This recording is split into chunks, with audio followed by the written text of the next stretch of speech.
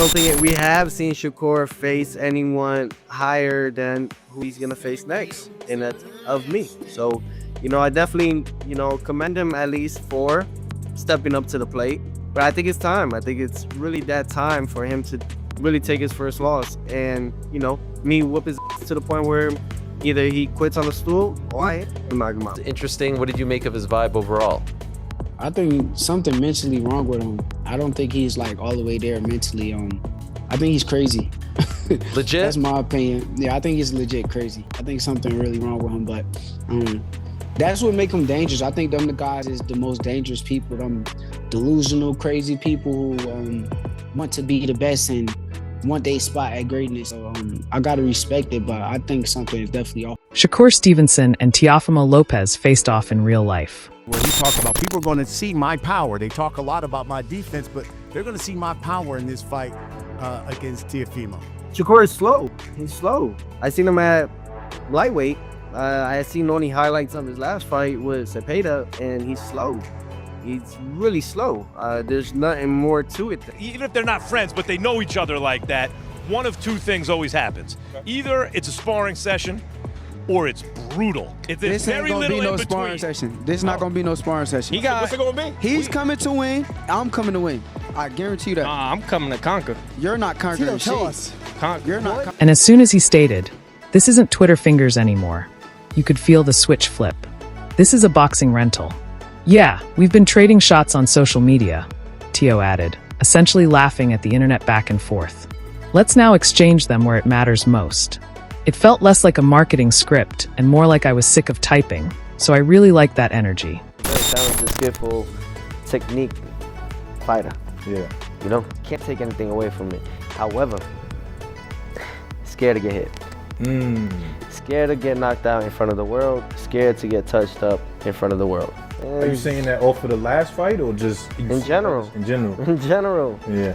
In general, me and Shakur sparred before. We did 3 rounds, and it was just light work. And me trying to figure out his jab. Does he have a good jab? Yeah, he does. But once you pass his jab, it's game. Yeah. It's food. It's lunch food. Just coming right to the guy, and that's me. The king of the 140 division, super lightweight division. That's Teofimo Lopez, and he's willing to step up, get out of his comfort zone, and yeah, I give him that. However, it's not gonna happen. I would love to, and I see myself giving him his first loss in his professional career.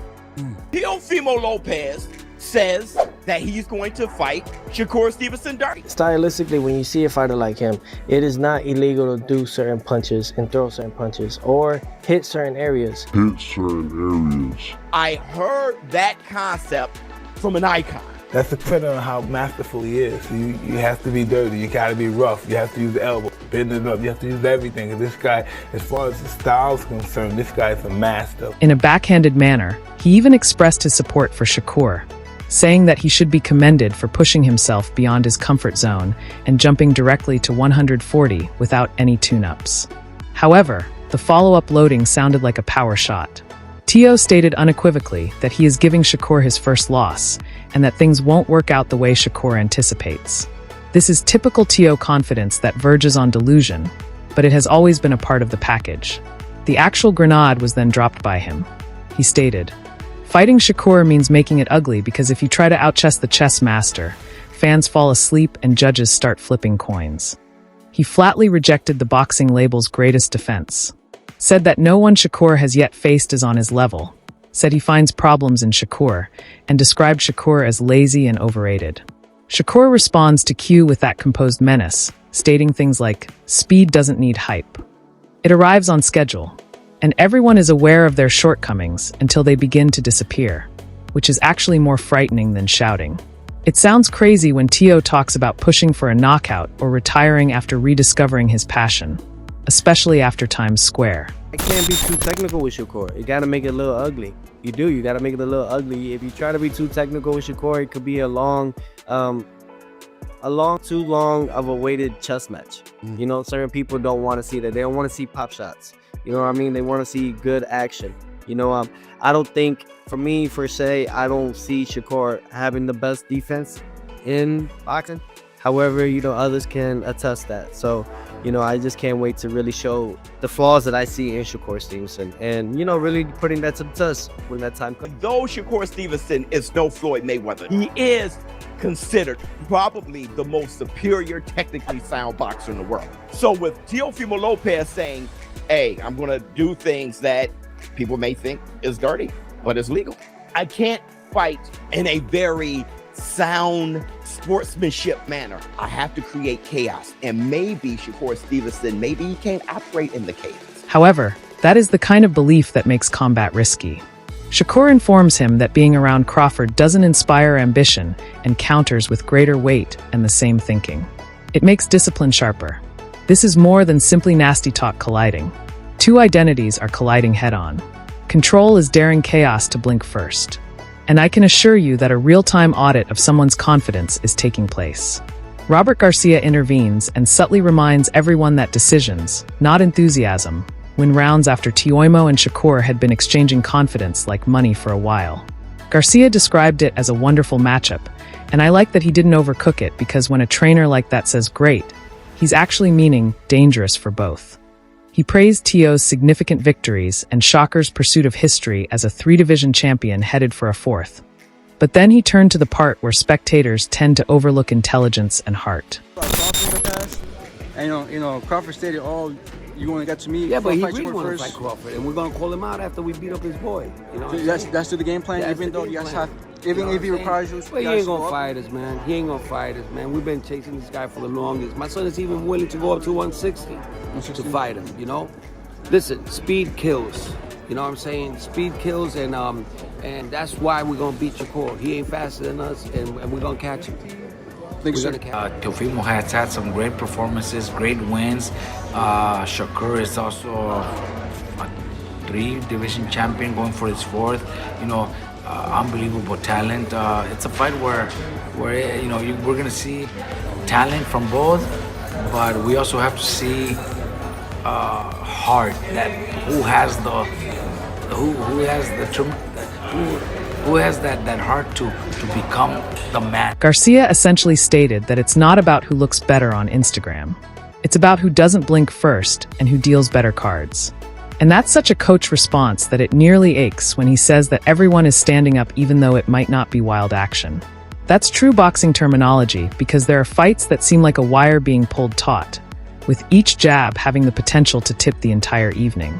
I agree with him because faults are punished rather than eliminated in this battle. Garcia's statement that it all comes down to intelligence and making fewer mistakes is exactly what we've been talking about all along. When turmoil comes his way, Teo flourishes, and when chaos is excluded, Shakur flourishes. We don't get this enough. The prime comment still matters. 2 top males at the same time, with no justifications or stories that are 5 years too late. Garcia quietly reminded me that nerves are essential when time is of the essence, showing that heart is as important as intelligence.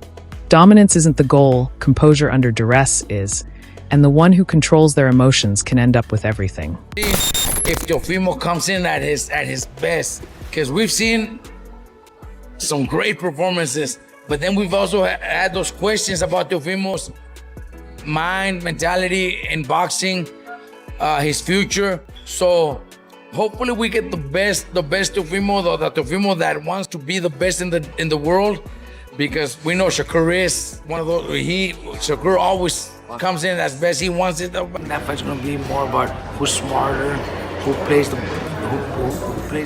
better cards, and who doesn't make mistakes. Because it's gonna be one of those fights where we might not have too much action, but we're all gonna be standing up because we want to see who's gonna land and who's gonna be the one that finds those punches to land. It's a very interesting fight, and they're both in their prime. They're both, that's what boxing is about. Mikey Garcia joins the discussion, sounding like someone who has solved the puzzle without pretending it comes with directions, following Robert Garcia's calm approach to composure and decision-making.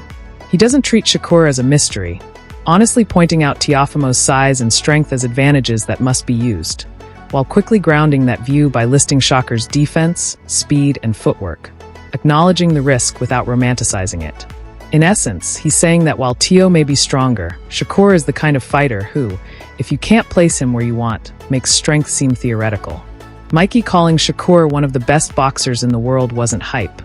It was a warning that skill like that doesn't break on demand. The subtext wasn't about power shots, but Teo's mindset, whether he's disciplined enough to fight like the bigger man without rushing into traps. It's about restrained power, not bullying, and if Teo wins, it will be by committing to his physical and mental identity rather than trying to outthink someone who thrives on intelligence. To kind of deal with a guy like Shakur Stevenson, how would you approach a fighter like Shakur Stevenson if you were Teofimo Lopez with the attributes that he has? I would think Teofimo, being that technically he's a bigger fighter, bigger size, he's been at the weight class a little more, and then just maybe build into it more. I would think he would have to use that, size as an. I would think he would have to use that, size as an advantage. But it's hard to say because, Shakur Stevens is so fucking good at what he does. Defense is on point, speed is on point, footwork is on point, and he's really one of the best skilled fighters out there. So it's hard to say, oh, this is what you have to do. No, it ain't easy, trust me. But being Teofimo, again, if he's bigger, naturally stronger, then he should try to use that. Andre Rozier jumps in sounding like a coach already 10 steps ahead, building on Mikey Garcia's point that this fight hinges on Teofimo fully committing to being the bigger man mentally. He frames it as a clash of polar opposites, calling Shakur highly articulate and Teo a sharp big puncher. One picking locks, the other breaking doors, while stressing that execution of the game plan matters more than action. He dismisses betting odds as 50-50, warning that one mistake can change everything, which feels like a coach's realism, not fan excitement. Be a very entertaining but intriguing bout. You have polar, okay, y'all take care. You have polar opposites in the ring. They do what they do very well. Teo is a sharp, big puncher. Shakur is articulate to the 9th degree. It's going to be entertaining. I can't wait for it myself. I can't wait. I'm looking forward to saying, oh, the best man won. Definitely. For sure. Change and who pulls off the best. All right there, nephew. Who pulls off the best game plan? Absolutely. Shakur the 3.5 to 1 favorite to win this fight. You think it's a little bit closer than that, or what do you think? 3.5 to 1. Wow, really? That's kind of crazy, right? I think that myself, I've got it like 50-50 right now. Exactly. We're gonna see who rises to the occasion, really, and I'm looking forward to it. I really am. It's one of those bouts that it piques your interest, and you want to see them give their all. And you have to remember about defensive fighters is that they are looking to set up a counter. That's what most defensive fighters do anyway. And he can't wait for those things to happen. He has to be busy, and he has to be tenacious.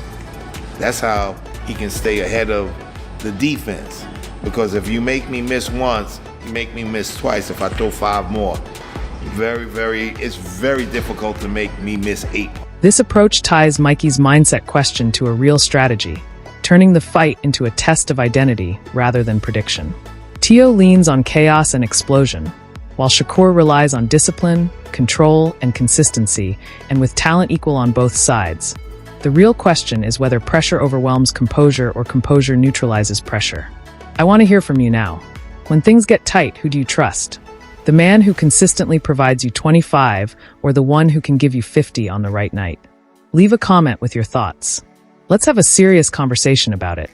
Remember to always like, share, and subscribe. I'll see you at the next one.